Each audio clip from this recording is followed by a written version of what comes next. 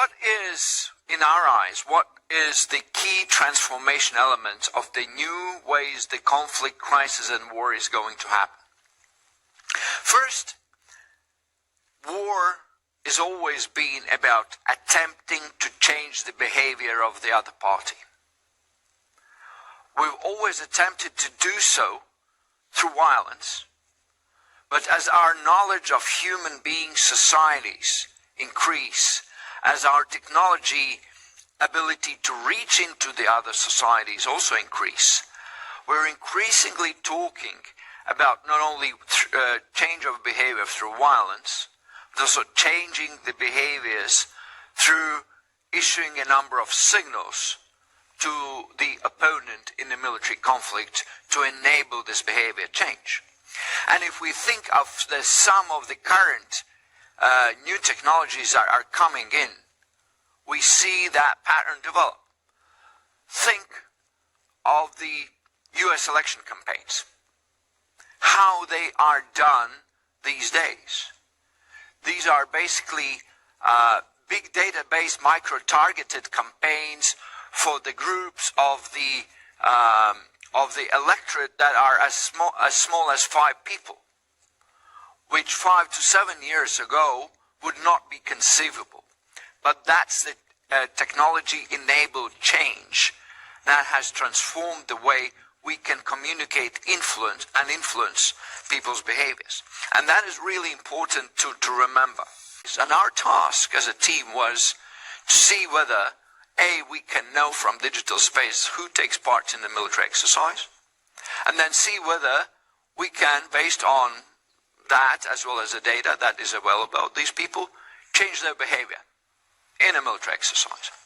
So, long story short, we were able to get 15% of exercise participants only through digital space, name, surname, rank, and etc.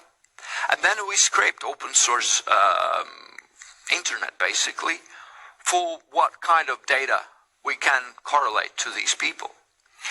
And that was no hacking of phones and etc. So no per se illegal activity. And some of the data came back quite rich. So we attempted to see whether we can change what soldiers do during a military exercise, and we were able to make professional soldiers briefed on information security to disobey orders, leave the positions they're supposed to defend, reconnaissance units to reveal their GPS locations at the time we wanted. Just from understanding from a data set how they think as humans, what they are, what they believe, what they trust, what they do like, what they don't like. And from that understanding, kind of issue what we called effect that shifted the behavior.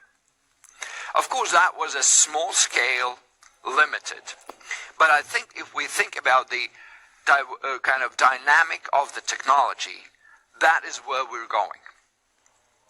And that is where we will be ending at some point in time, sooner rather than later.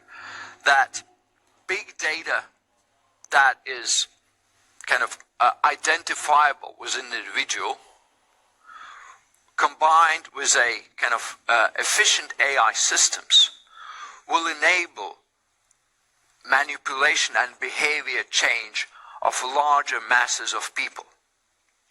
And the technology is being fine-tuned as we speak, both in a kind of election setup, but also in some authoritarian systems for citizen control setup.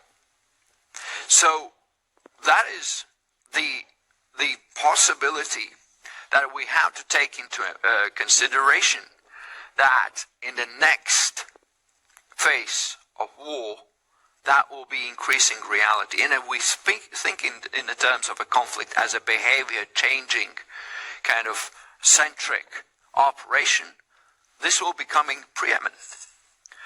This brings back me to the idea, the data being the power of the 21st century. And then think of the societal data of Finland. Is there a knowledge where that societal data travels? Where is it stored? If if somebody, as we speak, is actively accessing that data, and for what reason? These are current realities. These are not future.